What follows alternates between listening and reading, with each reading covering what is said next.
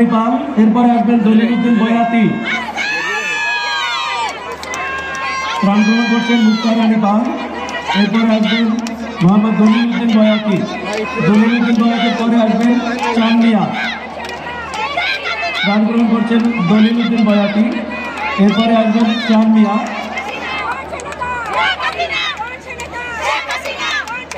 চান মিয়ার পরে প্রস্তুত থাকবেন আব্দুর রশিদ হাওলাদার,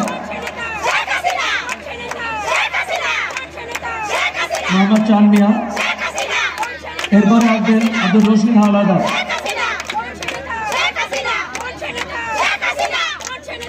আব্দুর রশিদ হাওলাদার। এরপরে আসবেন পায়রা বন্দর, কারণ পায়রা শান্তির দূত, সেই জন্য আমি নাম দিয়েছি পায়রা বন্দর। এই বন্দরটা করার জন্য আমরা নদী জেডিং করা এবং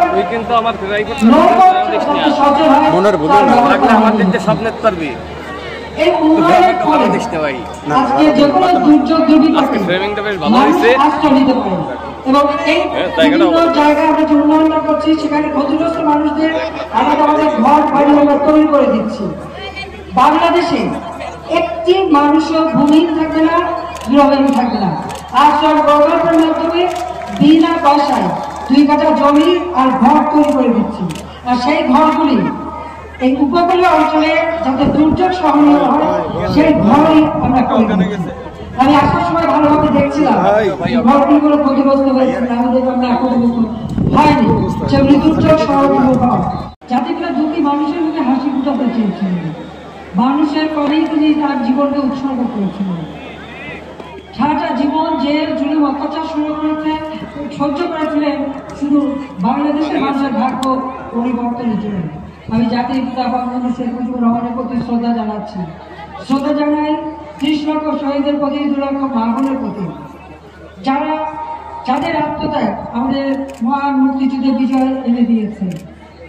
আমি অত্যন্ত বেদনার সঙ্গে স্মরণ করি 75 বছর যেদিন আমি হারিয়েছি আমার বাবা বঙ্গবন্ধু শেখ মুজিবুর রহমানকে, আমার মা এবং ফজলুন্নেসা মুজিব সহ আমার ভাই কামাল জামাল রাসিদকে, যাকে ঘাতকের দল নির্মমভাবে হত্যা করেছিল,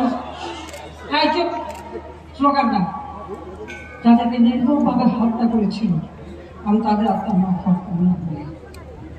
বঙ্গবন্ধু চেয়েছিলেন চুকি মানুষের মধ্যে হাসি ফুটাবে, মানুষের জীবন আনন্দিত হবে।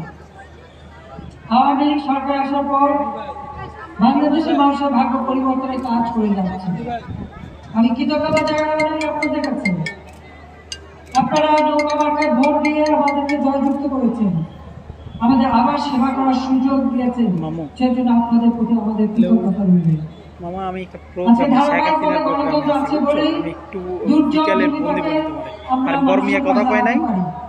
ধারাবাহিকভাবে গণতন্ত্র আছে বলে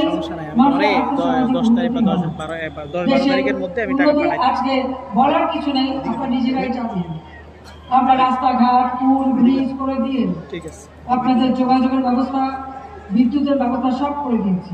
আমি ব্যবস্থা করতেছি। সেই মেলা, ঝড় এবং জলোচ্ছ্বাস, এবারে জলোচ্ছ্বাস খুবই অস্বাভাবিক জলোচ্ছ্বাস হয়েছে।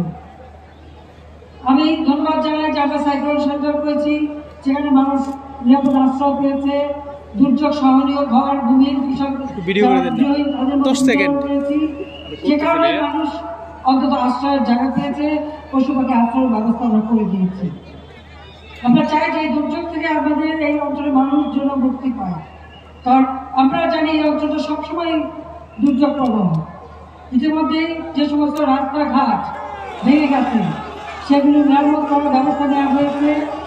পাশাপাশি বাঁধ যেগুলি ভেঙে গেছে, বাঁধ নির্মাণের কাজ ইতিমধ্যে আমরা শুরু করে দিয়েছি, যাতে বর্ষার আগে আমরা এই বাঁধগুলি নির্মাণ করে জলোচ্ছ্বাস বা পানির হাত থেকে মানুষকে বাঁচাতে পারি, সেই ব্যবস্থা আমরা নিয়েছি।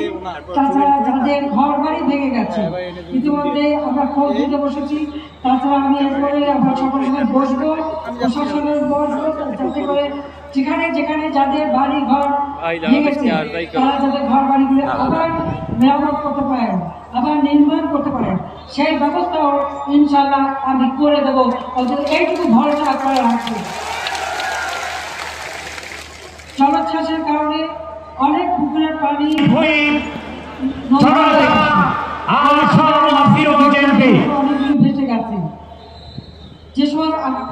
আমাদের ভাগ্য ভালো যে ধান কাটা শেষ হয়ে গিয়েছিল, কিন্তু তারপরেও তরি তরকারি ফসল যেগুলি নষ্ট হয়েছে কৃষক যাতে আবার সেগুলি বপন করতে পারে তার জন্য বীজ সারের যা যা লাগে সব ব্যবস্থা ইনশাল্লাহ আমি করে দেবো। নতুন উদ্যমে আমার জন্য আপনারা চাষবাস করতে পারেন। আমরা চাই আমাদের 1 ইঞ্চি জমি অনাবাদি থাকবে না, আর সেদিকে লক্ষ্য রেখেই আমরা পদক্ষেপ নিই, আর সেই ব্যবস্থা আমরা করে দেব।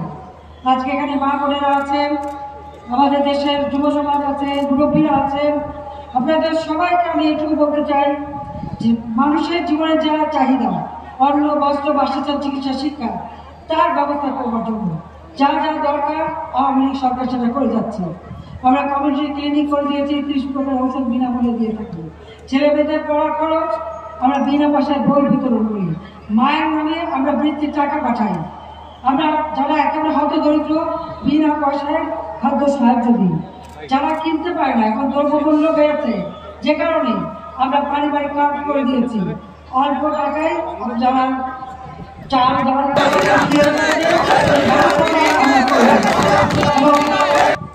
দেশের মানুষ জন্য না কে কষ্ট না পায় সেটাই হলো আমাদের লক্ষ্য। তাছাড়া সে মানুষের সার্বিক উন্নতির জন্য কাজ করে যাচ্ছে। আজকে এই দূর জায়গায় আমরা